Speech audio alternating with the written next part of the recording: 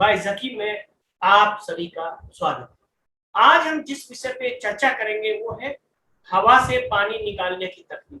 दरअसल यह एक नई तकनीक है जिसे आईआईटी गुवाहाटी के वैज्ञानिकों ने तैयार किया है भारत में।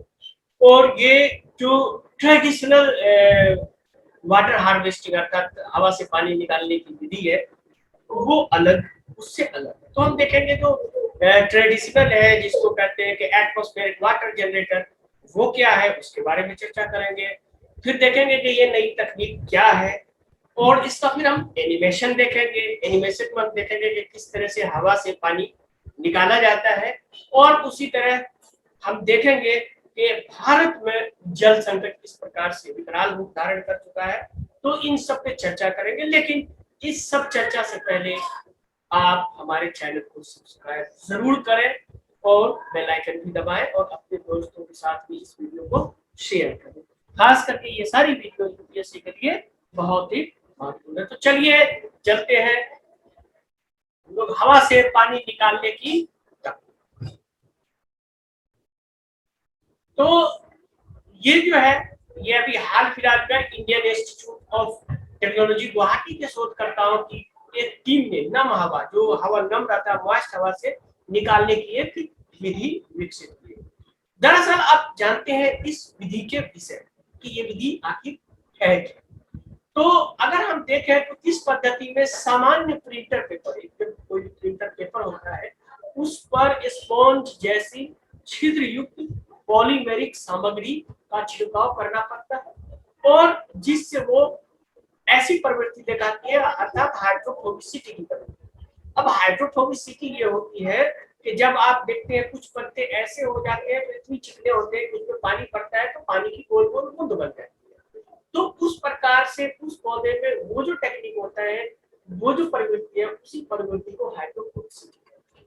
तो वह हाइड्रोफोबिसिटी के बारे में भी हम लोग जानेंगे। तो शोधकर्ताओं के अनुसार अगर हम देखें तो इसमें शोधकर्ताओं के अनुसार इस विधि का अर्थात इस विधि में जैव प्रदूषण को रोकने, जो बायो पोल्यूशन होता है, और जहाजों अर्थात इस विधि को जहाज और पनडुब्बी में पानी के नीचे पतवार में भी इसका उपयोग किया जाता है। और जहां तक इस विधि का सवाल है तो यह विधि विमान में भी, जैसे कि जब हम जानते हैं कि जब विमान काफी ऊपर चला जाता है अर्थात वो आपको स्ट्रेटोस्फीयर और ट्रोपोस्फीयर के बीच में होता है, तो वहां काफी ठंड होता है, तो वहां बर्फ न जम जाए तो उस तरह से ओवरफ्रॉस्टिंग या आइसिंग जिसको बोला जाता है उसको रोकने के लिए इसका उपयोग किया जाता है। तो ये जो विधि है ये इससे पहले जल प्रदूषण, पनडुब्बी और जहाज और इसी तरह से जो विमान के विंडो में आइसिंग जो होता है उसको रोकने के लिए इस विधि का प्रयोग किया जाता था। तो ये आप लोग इसका हम लोग एक छोटा सा एनिमेशन भी हम लोग देखेंगे। तो अब हम आगे चलते हैं और आगे है मुख्य विधि, जैसा कि मैंने बताया आपको हाइड्रोफोबिसिटी के सिद्धांत, द प्रिंसिपल ऑफ हाइड्रोफोबिसिटी का उपयोग करती है। और यह हाइड्रोफोबिक कमल के पत्ते भी हाइड्रोफोबिसिटी प्रवृत्ति दर्शाते हैं। आप देखेंगे तो कमल के पत्ते, उसी तरह से कुछ और अन्य पौधे के पत्ते होते हैं जिसमें पानी अगर पड़ता है कमल के पौधे के पत्ते के ऊपर देखिएगा तो वो गोल बूंद के जैसा हो जाता है, तो वो प्रवृत्ति जो होती है वो हाइड्रोफोबिसिटी कहलाती है। तो देखेंगे बेसिकली इस में जो विधि था, इस विधि को लगाने के बाद जो टेक्निक को यूज किया गया है उसको कहा जाता है SLRE। तो बेसिकली ये जो था स्लिप्स, ये basically slippery liquid infused porous surface, इसका शॉर्ट फॉर्म स्लिप्स है। इसका मतलब ये हो गया कि जब हम लोग देखते हैं जो विभिन्न प्रकार के प्लांट है कीट वगैरह को खाते हैं, जैसे कि एग्जांपल के तौर पे टीचर प्लांट को हम लोग ले सकते हैं। तो उसमें क्या होता है कि उसका जब आप देखते हैं जब उसका टीचर होता है तो उसको इस तरह से आप समझ लो, इस तरह से आप समझ लो मिक्सचर प्लांट जो होता है उसमें एक इस तरह से लगा होता है और एक और उसके ऊपर ये होता है, इस पे ये स्लिपरी ये लगा होता है और ये बेसिकली जो मॉइस्ट एरिया का जो मॉइस्चर होता है उसको ये लेता है और उससे ये अपने इसको उस पानी से इसको स्लिपरी बनाता है। वो जो पद्धति होती है वही पद्धति होती है slippery liquid infuse porous surface, जो इसका सरफेस होता है और जैसे ही कोई कीट पतंग यहाँ पे आता है तो वो फिसल के इसके पीछे चला जाता है, वो भागा उसको बचा देता है। इस प्रकार के पौधे आपको नॉर्थ ईस्ट में मिलते हैं। तो ये टेक्निक जो है स्लिप्स का उपयोग इसमें किया। तो अब हम लोग फिर आगे देखते हैं कि इसमें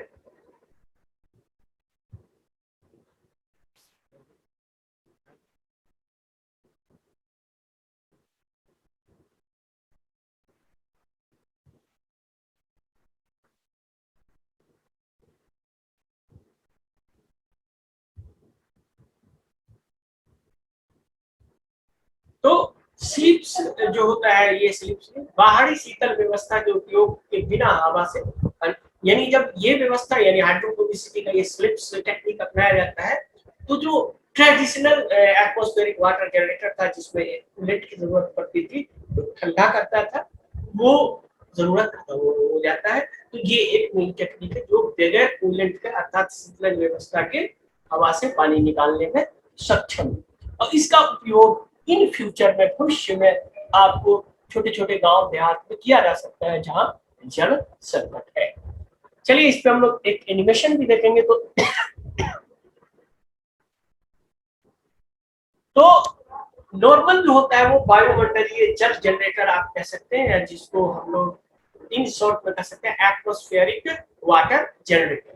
तो यह परंपरागत रूप से वायुमंडलीय जनरेटर क्या होता है, आर्द्र परिवेशीय वायु जो मॉइस्ट वायु होती है, जो नम वायु होता है उसका संघनन करता है। जिस तरह से हम लोग जानते हैं कि जब हमारी बारिश की प्रक्रिया होती है वाष्पीकरण होता है, संघनन और फिर वर्षा, तो यही वो संघनन का उपयोग करता है जिसमें जल शुष्क या जिसको आप हिंदी में कहते हैं या डेसिकेंट या दबाव से पानी को दिया जाता है। तो इसको अगर हम देखें तो वायुमंडलीय जल जनरेटर जो होता है ये किस तरह से जल शुष्क या जो इसके दबाव है इस तरह से काम करता है, इसका सिद्धांत। चलिए इस पे हम लोग चर्चा करते हैं। तो ये जो वायुमंडलीय जनरेटर है इसका आप देखेंगे तो इसका ऑपरेशन का मुख्य सिद्धांत जो है ये जो संचालित होता है उसका मुख्य सिद्धांत संघनन की प्रक्रिया है।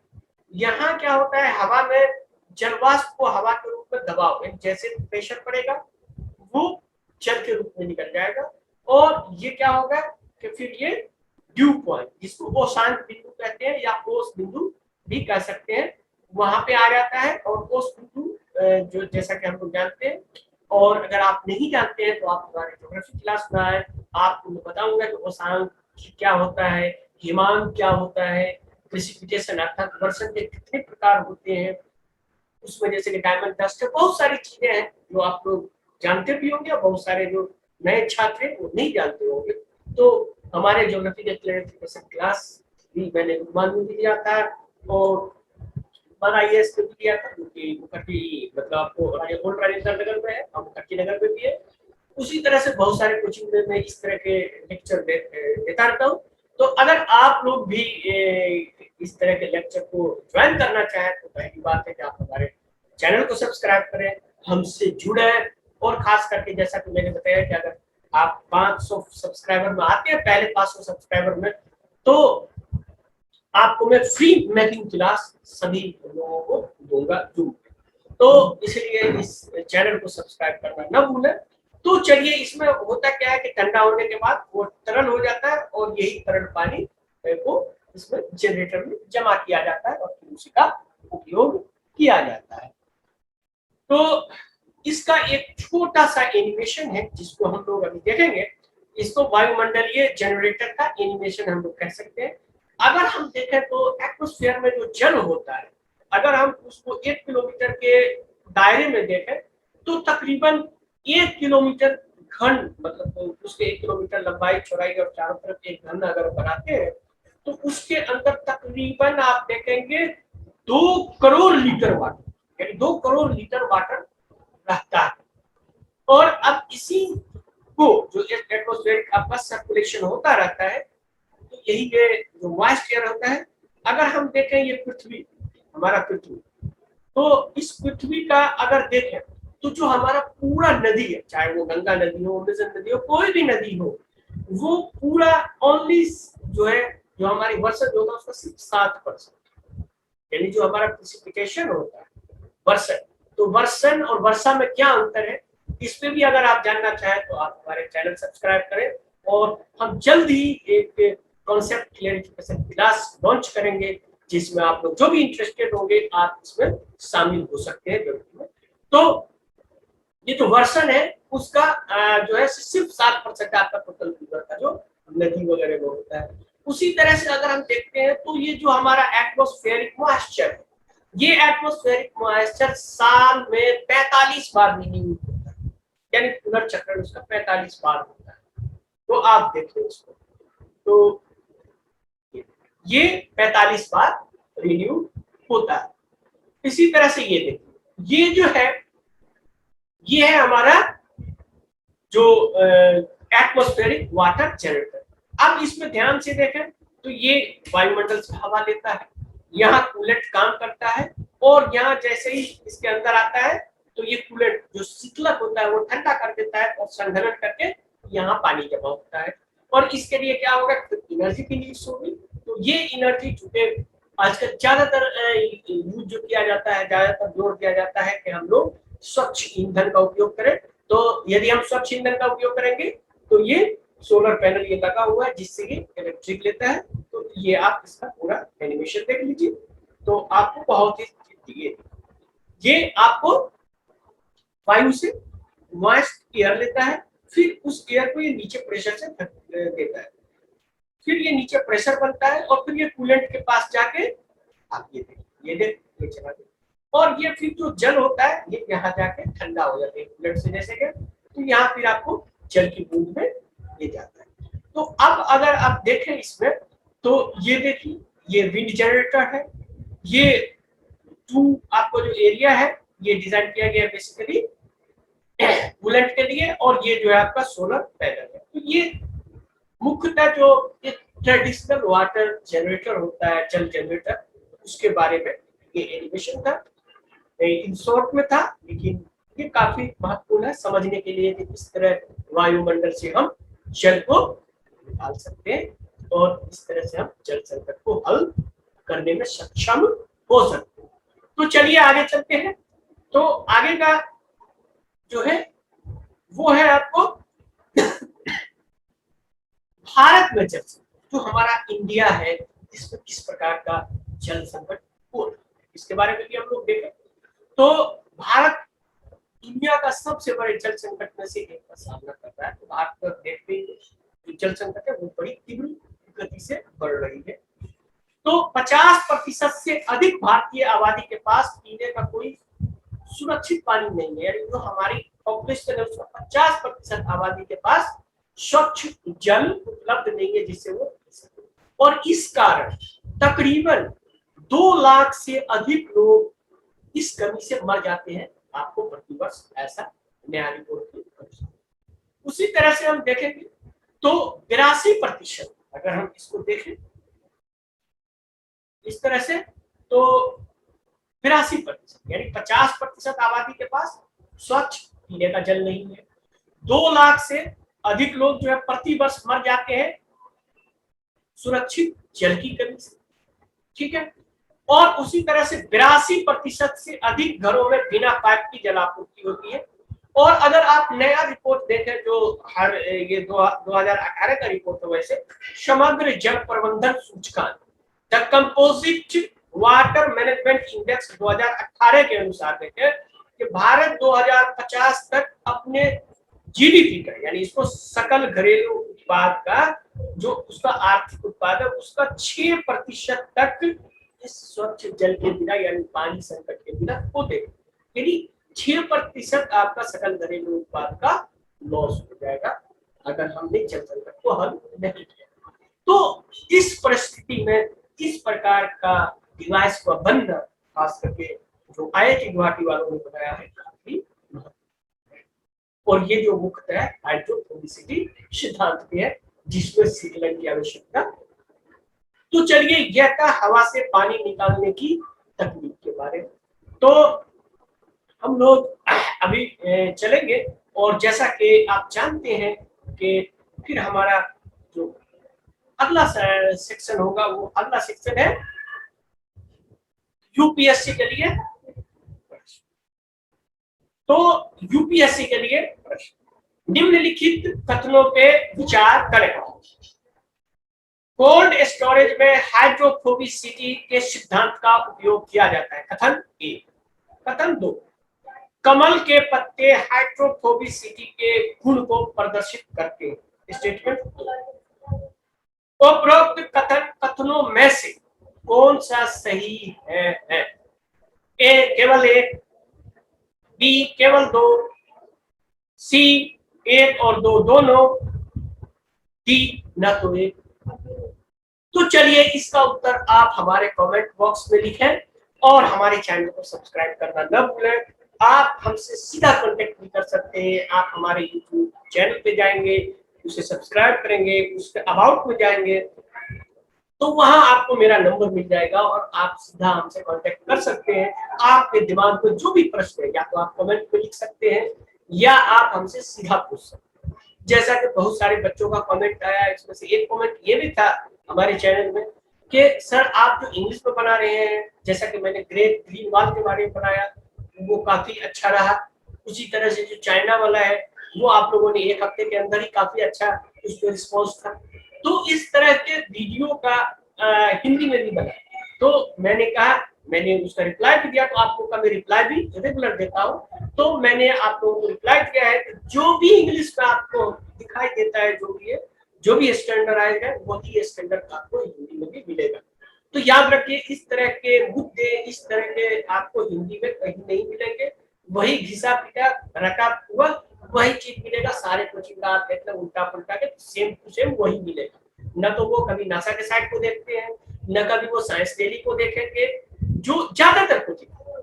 इनफैक्ट एक तो कोचिंग है, काफी अच्छा कोचिंग है, उसकी मैं बात नहीं कर रहा हूँ, लेकिन ज्यादातर कोचिंग वही सबका कॉपी पेस्ट करता है। आप हमारे क्वेश्चन से ही पता कर सकते हैं कि इस तरह का क्वेश्चन आपको नहीं मिलेगा। और यूपीएससी का क्वेश्चन आप देख लीजिए, वो सारे क्वेश्चन उसी तरह से होते हैं। तो चलिए, इसके लिए आप हमारे चैनल को अवश्य सब्सक्राइब करें। तो अब हम चलते हैं, हमारा नेक्स्ट सेक्शन है पिछले प्रश्न का उत्तर। तो पिछले प्रश्न का उत्तर, पिछले प्रश्न में मैंने जो पूछा था आपसे,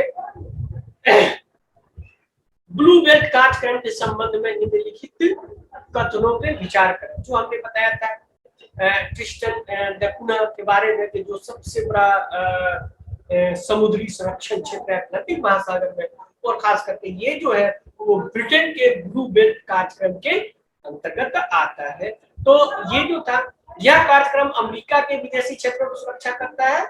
ये गलत है। ये किसका करता है? ब्रिटेन का करता है। उसी तरह से इसका उद्देश्य अमेरिका के हिंद महासागर क्षेत्रों के समुद्री पर्यावरण के सतत प्रबंधन को प्राप्त करना है। ये भी गलत है।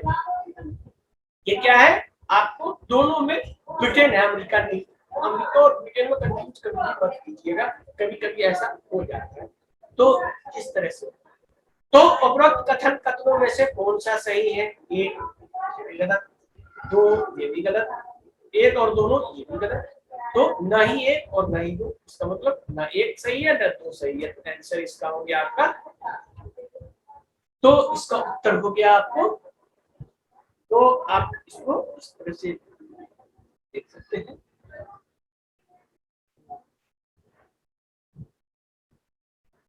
इस तरह से, तो ये आप अमेरिका की जगह लिख दें, इसको ब्रिटेन लिख दें, और यहाँ भी अमेरिका की जगह ब्रिटेन ही आएगा। तो ये भी कथन गलत, ये भी कथन। तो इसका मतलब ये भी गलत हो गया, ये भी गलत हो गया, ये भी गलत हो गया, और ये सही। ठीक, ये दोनों नहीं, ये सही है, ये सही हो गया। तो उत्तर आपका हो गया। तो चलिए, ये था हमारा आज का वीडियो, जिसमें हमने कहा था कि हवा से पानी निकालने की तकनीक। तो हमने जाना कि हवा से पानी निकालने की नई तकनीक, नया मेथड क्या है। उसके बाद हमने देखा जो पारंपरिक एटमॉस्फेरिक वाटर जनरेटर है, उसके बारे में हम लोगों ने चर्चा किया, उसका एनिमेशन हम लोगों ने देखा, फिर यूपीएससी के लिए प्रश्न के बारे में हमने देखा, और फिर ब्लू बेल्ट कार्यक्रम के बारे में जो पिछला प्रश्न है उसका। तो अक्सर होता क्या है, जब आप एग्जाम हॉल में जाते हैं और देखते हैं हाइड्रोफोबिक होता क्या, अरे हमको तो बहुत सारी चीजें पढ़नी है साइंस में, नहीं, आपको हर चीज नहीं पढ़नी है, हर चीज नहीं पढ़नी है, आपको सिर्फ पढ़नी है करंट से रिलेटेड, क्योंकि करंट में एक टेक्निक आया है जिसमें हाइड्रोफोबिसिटी का उपयोग किया गया, इसलिए आपको जानना चाहिए कि हाइड्रोफोबिसिटी होता क्या है। तो इसी तरह से यूपीएससी के लिए उतना टफ नहीं है जितना विद्यार्थी बना दिया जाता है या टीचर भी बना देते हैं। उसमें आपको सिर्फ दो चीजें के ध्यान देनी है, एक तो आपको सिंसियर होना चाहिए, कोई भी चीज को हंसी मजाक में न लेकर के उसको सीरियस तरीके से लीजिए, नंबर एक। नंबर दो, आपकी सिंसियरिटी होनी चाहिए कि कोई नई टेक्निक आई है क्या, या कोई ऐसी टर्मिनोलॉजी साइंस में या पर्यावरण में आया है जो हमें जानना चाहिए, इवन उस टर्मिनोलॉजी से आपको मुख्य परीक्षा में क्वेश्चन पूछता है। तो चलिए, ये था हमारा आज का हवा से पानी निकालने की तकनीक के विषय में वीडियो। तो चलिए, इस वीडियो को शेयर करना ना भूलिए, अपने दोस्तों को भी बताइए, और जल्दी से जल्दी 500 सब्सक्राइबर इसका पूरा हो जाए तो फिर हम आपको अगला मैपिंग क्लास देंगे, और आप सभी लोग जो भी हमारे 500 सब्सक्रिप्शन में आएंगे उन सबको मैं फ्री में मैप क्लास दूंगा, और ये मैप क्लास काफी कॉम्प्रिहेंसिव होगा, इसमें से आपका एक भी क्वेश्चन मैप से तो नहीं छूटेगा सर, उसमें इतना आप यकीन रखिए। तो चलिए, वीडियो देखने के लिए बहुत बहुत धन्यवाद, मिलते हैं अगले वीडियो।